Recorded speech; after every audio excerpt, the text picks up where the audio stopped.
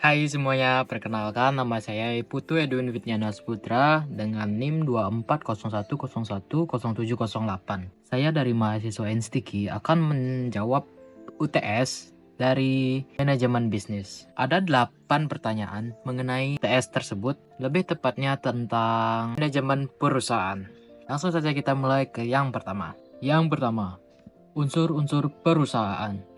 Di dalam sebuah perusahaan, terdapat beberapa unsur penting, yaitu pertama, SDM, sumber daya manusia, atau bisa disebut dengan pelaku utama dalam perusahaan, baik pemilik, manajer, maupun karyawan. Yang kedua, ada modal. Modal bisa disebut dengan berupa uang, barang, atau aset lainnya yang digunakan untuk kegiatan operasional. Yang ketiga, sumber daya alam. Sumber daya alam adalah bahan baku produksi atau aset alam yang dimanfaatkan oleh perusahaan sebagai bahan produksi. Yang keempat adalah organisasi. Organisasi adalah struktur dan sistem kerja di dalam perusahaan yang terdapat banyak orang.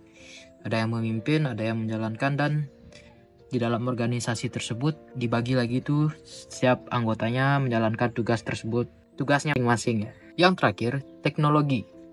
Teknologi adalah alat bantu produksi atau operasional di dalam perusahaan. Itulah unsur penting di dalam perusahaan. Yang pertama ada manusia, yang kedua pasti modal, yang ketiga sumber daya alam, 4 organisasi, dan yang terakhir yaitu teknologi.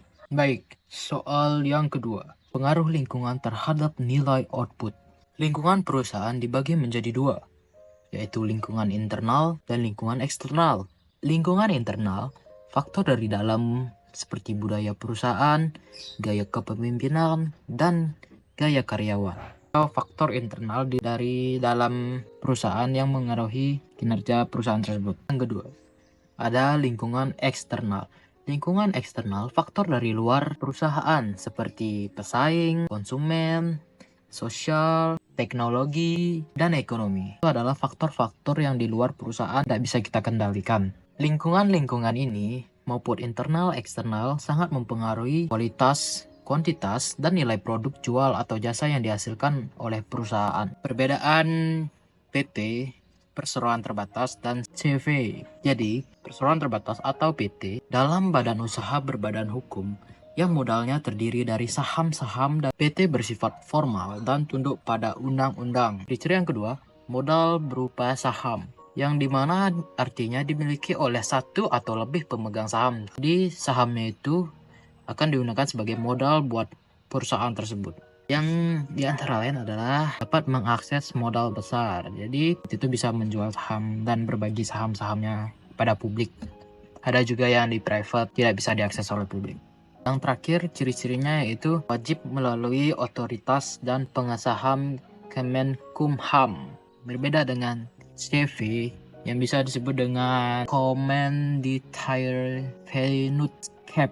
Susah banget. CV adalah bentuk usaha persekutuan yang tidak berbadan hukum, terdiri dari sekutu aktif, yaitu bisa disebut dengan pengelola, dan sekutu pasif yang cuman menyandang dana atau memberikan dana-dana tersebut.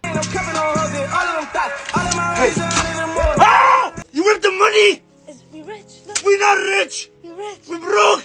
Ciri-ciri CV diantara lain adalah tidak berbadan hukum, hanya akta notaris, tidak perlu disahkan oleh Kemenkumham seperti PT. Ciri-ciri yang terakhir adalah CV ini biasanya dimiliki oleh keluarga atau rekan bisnis. Yang keempat, faktor pendorong perilaku bisnis yang tidak etis. Beberapa faktor utama, antara lain yang pertama, tekanan untuk keuntungan cepat. Yang kedua, kurangnya pengawas manajemen. Yang ketiga, persaingan yang ketat. Yang keempat, budaya perusahaan yang permisif. Yang kelima, tidak adanya kode etik dan pelatihan etika. Contoh nyatanya adalah perusahaan yang membuang limbah ke sungai untuk menghemat biaya produksi tanpa memperhatikan dampak ke depannya. Itu sangat-sangat tidak etis ya guys. Soal nomor 5. Jelaskan seberapa pentingnya perencanaan perusahaan. Perencanaan perusahaan adalah fondasi penting atau pondasi awal yang penting yang membantu perusahaan. Yang pertama, perusahaan harus bisa membuat rencana menentukan kemana arah tujuan perusahaan tersebut dalam jangka panjang. Yang kedua, perusahaan harus bisa menyusun strategi yang kompetitif. Kenapa bisa gitu? Karena perusahaan tersebut akan bersaing dengan banyak faktor pesaing. Selanjutnya ada mengalokasikan sumber daya. Antara lain sumber daya alam, sumber daya manusia bisa difilter atau dipilih sumber daya alam apa yang harus digunakan, sumber daya manusia kayak gimana yang mau digunakan. Yang terakhir ada mengantisipasi resiko. Perusahaan harus bisa mengantisipasi resiko apapun yang terjadi dalam perencanaan tersebut.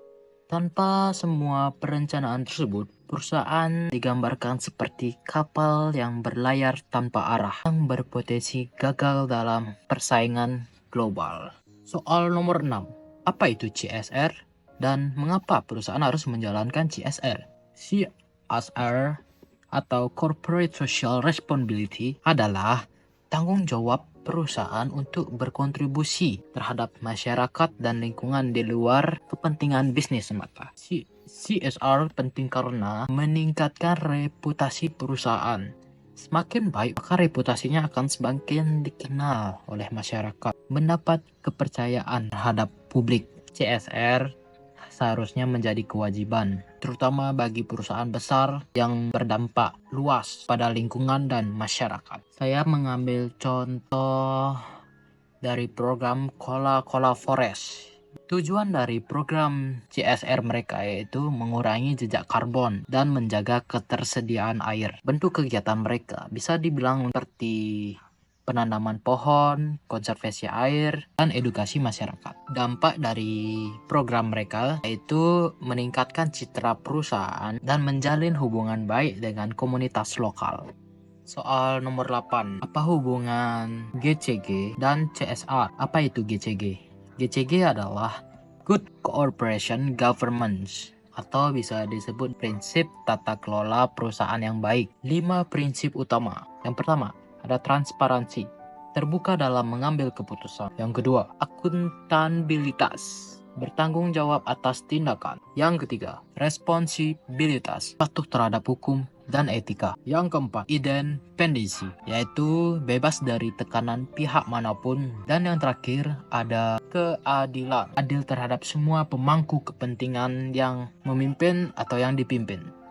GCG mendukung pelaksanaan CSR karena perusahaan yang menerapkan GCG akan lebih sadar akan tanggung jawab sosialnya.